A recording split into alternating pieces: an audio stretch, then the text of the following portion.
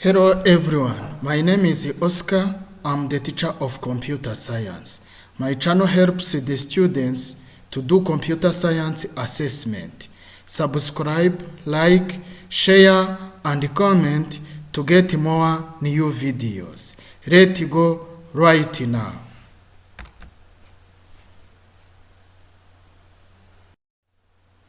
Assessment number 2. Question number 1. What is cryptography? State cryptography benefits and drawbacks.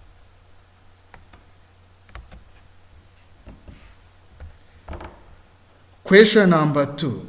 Explain the difference between authentication and authorization. Question number 3. What is an antivirus? Give 5 examples of antiviruses. Question number 4. What is a computer virus? List the types of computer viruses. Question number 5. What is spyware removal? Give at least 5 examples. Question number 6. Explain the difference between spyware and trojan horses. Question number 7. What is a backdoor attack? What is a backdoor attack in cybersecurity? How does a rootkit differ from backdoors?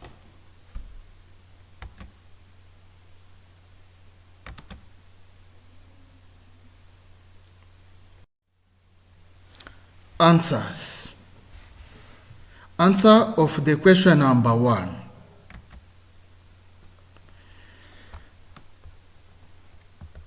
Cryptography is the art of keeping information secret and safe by transforming it into a form that unintended recipients cannot understand. So, within this word, we have 2 other words.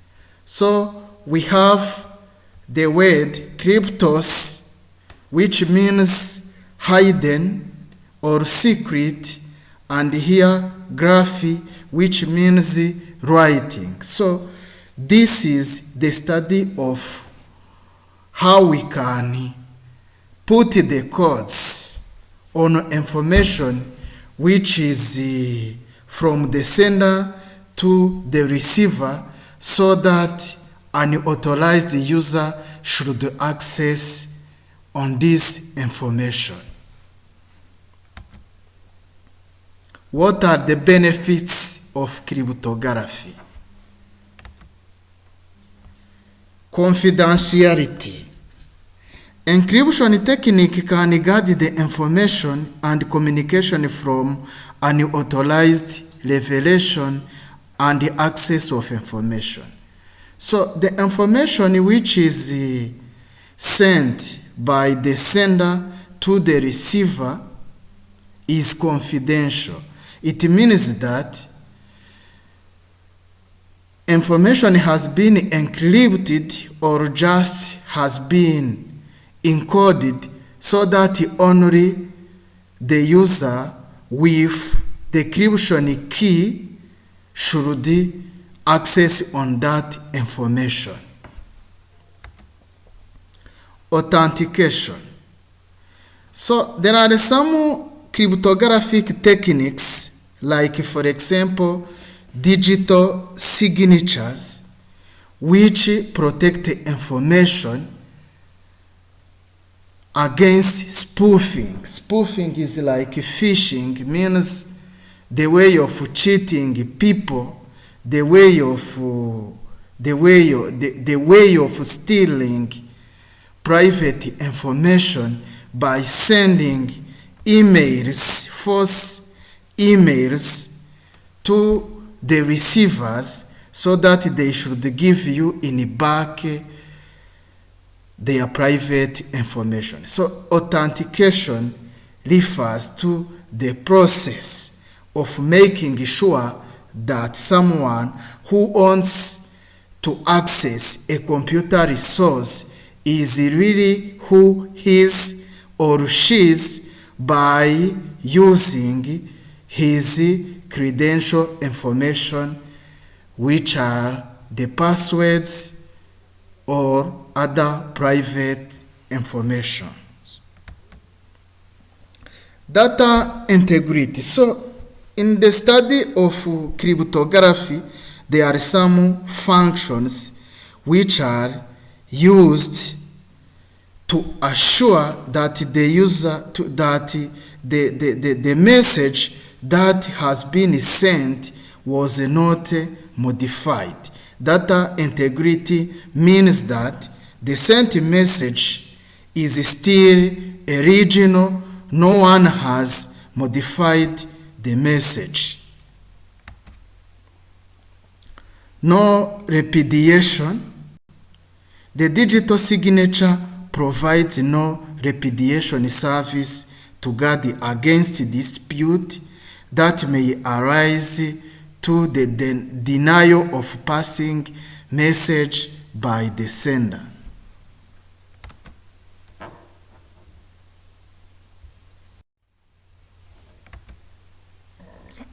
Cryptography drawbacks or cryptography disadvantages. So once the text has been encrypted, it becomes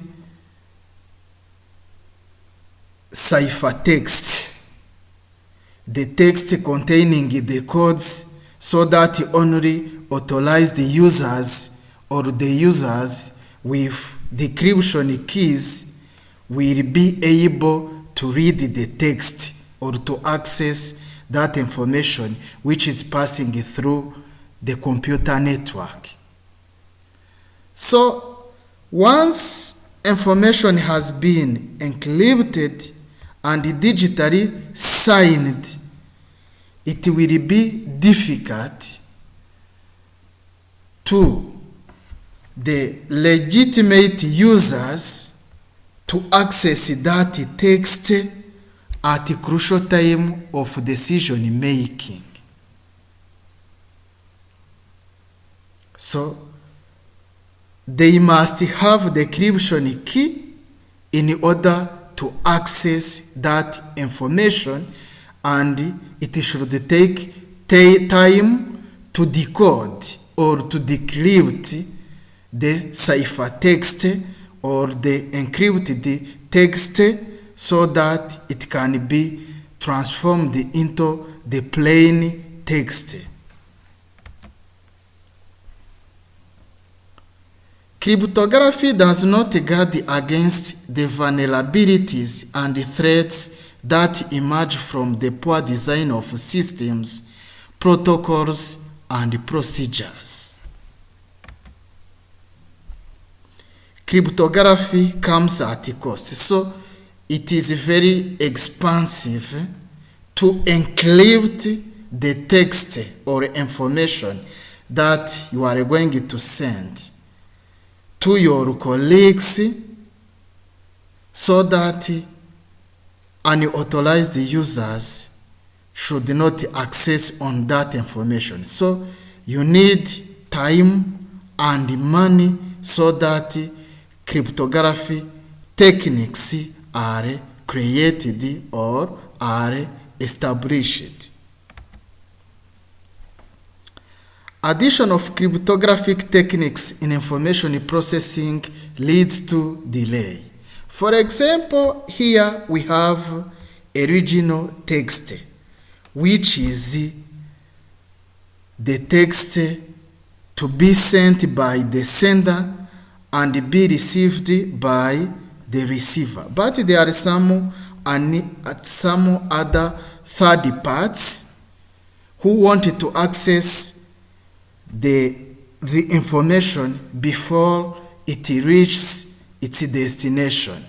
So the information must be encrypted, and the process of encrypting the text takes time to be completed. So cryptographic techniques to encrypt information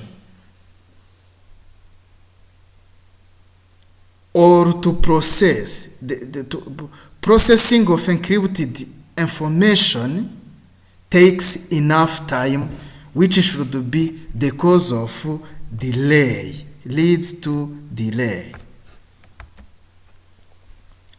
The use of public key cryptography requires setting up and maintenance of public key infrastructure, requiring the handsome financial budget.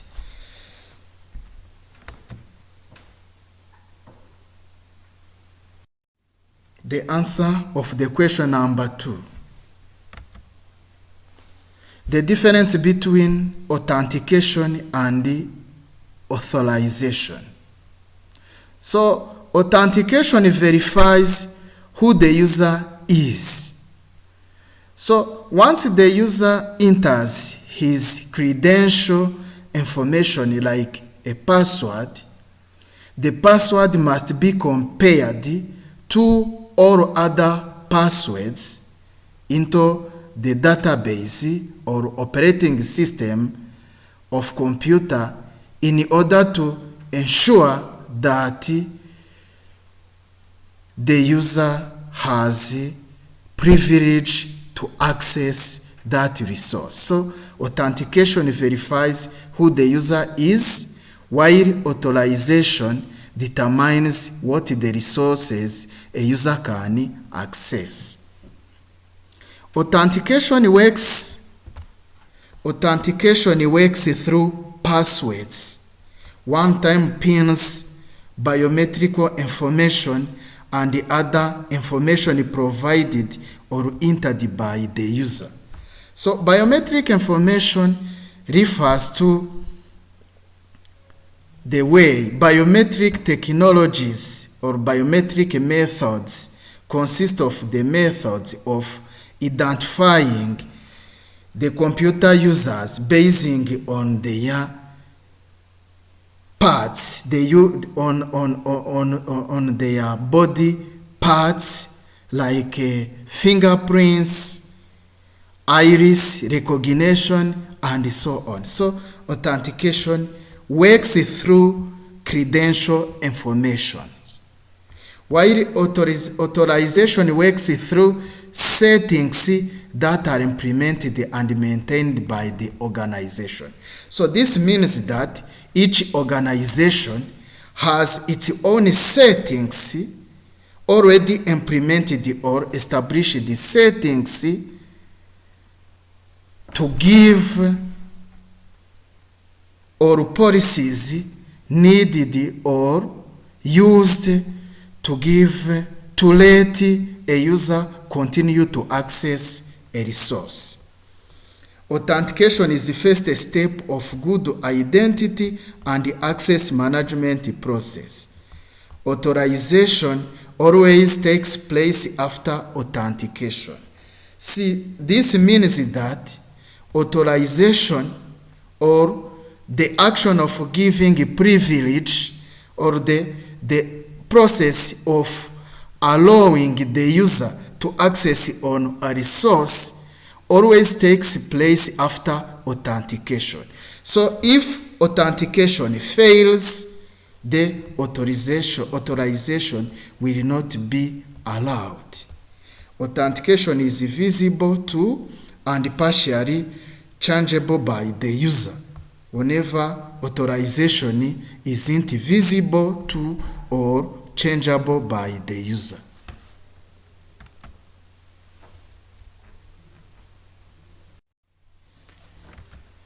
Answer of the question number 3. Antivirus software is a program that is created to search, detect, prevent, and remove software viruses from your system that can harm your system. So as the name suggests, antivirus fight against computer viruses. So antivirus has to scan all files inside your computer in order to detect computer viruses which have been attached to other files for the purpose of damaging or harming the computer files. So antivirus software detects, prevents, or removes computer viruses. So we have many different types of antiviruses. For example, we have Bitdefender antivirus, we have Norton antivirus, we have F-Secure antivirus, we have Avast antivirus, we have Kaspersky antivirus, we have McAfee antivirus, we have Panda antivirus, and so on. So you should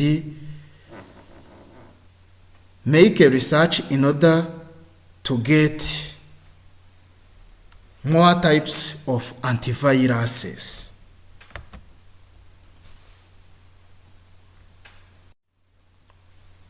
The answer of the question number 4. A computer virus is a malware.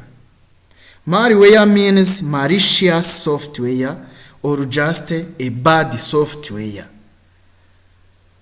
whose codes are attaching to the program, to other program codes, and self-replicates while they are spreading in all parts of a computer for the purpose of damaging or harming or destroying the computer components.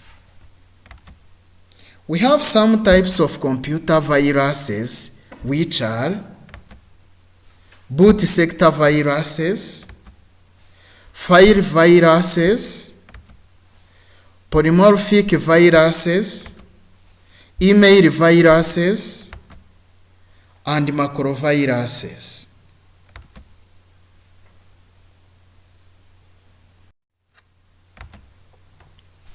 Answer of the question number 5. Spyware removal is like anti-spyware.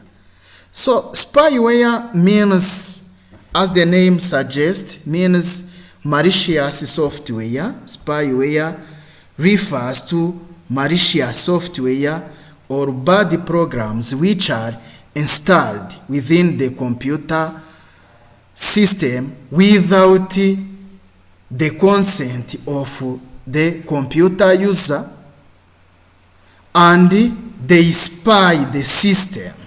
They observe what is happening there. They collect information, either input, process, or output data. But the target is to steal the credential or private information. So spyware removal or anti-spyware is a good program which prevents and detects unwanted spy programs, program installations, and remove those programs if installed. So in a few words, we can say that anti-spyware is a program which removes already installed anti-spyware, or which detect if the spyware have been installed into your computer. So here we have the computer viruses which have the capabilities of removing spyware. So these are the computer antiviruses with capabilities of fighting against spyware. So we have Norton, 36.0, we have Bitdefender, we have Intego, we have Total AV, we have McAfee Total Protection, and so on.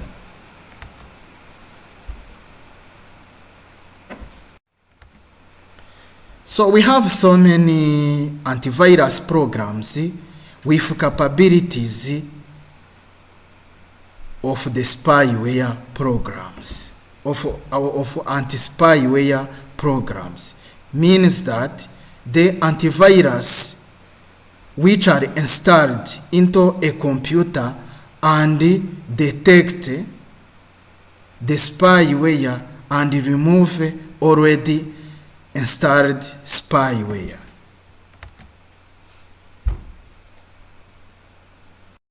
Answer of the question number 6.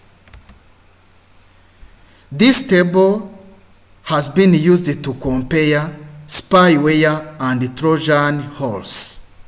So spyware are installed for commercial purposes because they will be used by the hackers to steal private information like passwords, account numbers, pins, and so on. While Trojan horses are installed for malicious purposes. So these are the malicious software which are installed inside the computer without its users' knowledge and are used to access some files. Spyware is less harmful than Trojan because spyware collect private information, but these Trojan horse are more harmful than spyware because they should be even used by the hackers to delete the computer files. So the main objective of spyware is to monitor the activity of a system. They only observe what is happening inside the system, but the main objective of Trojan horse is to control the activity of a system. So that is the reason why they are very harmful. They should be even used to delete important files of someone. So this spyware provides profit to the third parties by collecting data of user without his consent. So for each communication process, we have sender and the receiver, but who is the third part? Is another person, a hacker, or another cyber criminal who wants to access the message sent by the sender before the receiver or authorize the access to the message gets the message. So these spyware are used by third parties to access the message from the sender before reaching the receiver. But Trojan horses can give an authorized access and control of the system to the hackers. So the hackers get access without permission to computer resources. So another difference is that spyware cannot be detected by antivirus software, but Trojan horses are detected by antivirus software. So spyware are only detected by anti-spyware whenever Trojan horses are detected by antivirus software. But don't forget that there are some antivirus which are also able to fight against spyware. So these antiviruses will be able to detect spyware, remove them if they have been already installed.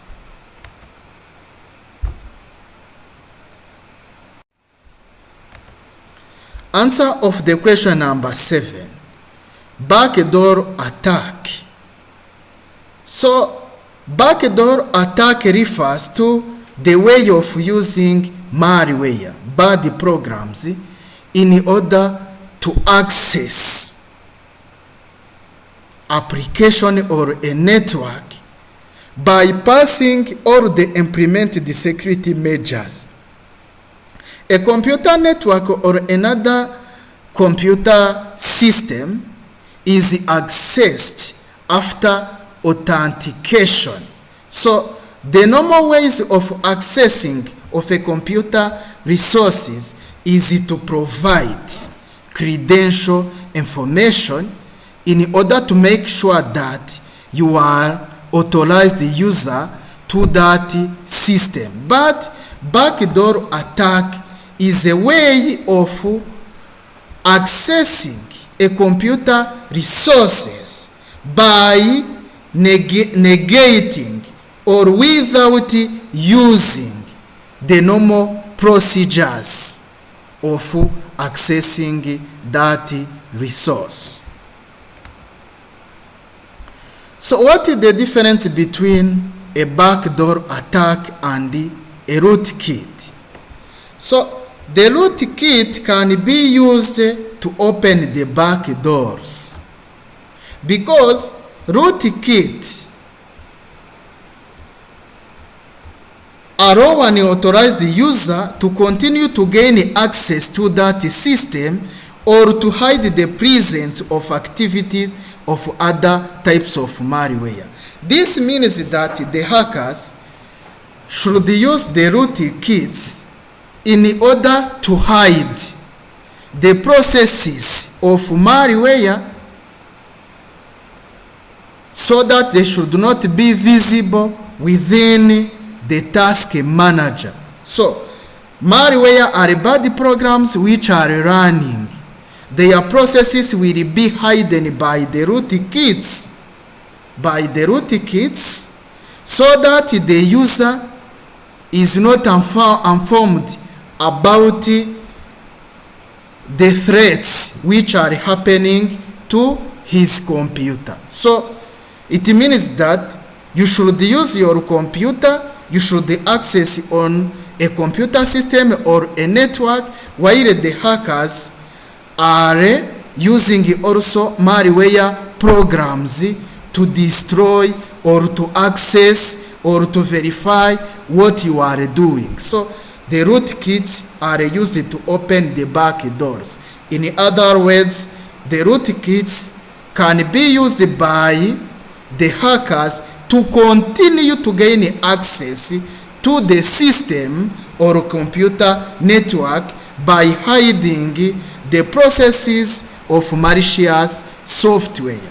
So backdoor attacks happen, and rootkits support the backdoor attacks so that the computer user will not be informed that someone is accessing his resources without permission or without his consent.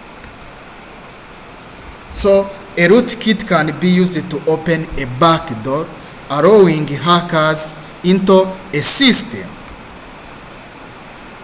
A backdoor is a malware type that negates normal authentication procedures to access a system. As I have told you, the hackers do not follow the normal procedures to access on a system, which consists of entering the passwords or other biometric authentication methods, because they don't know those procedures. So this is the end of the assessment, but don't forget to subscribe in order to get more new videos each time I upload a new video. Thank you very much for your attendance. See you next time.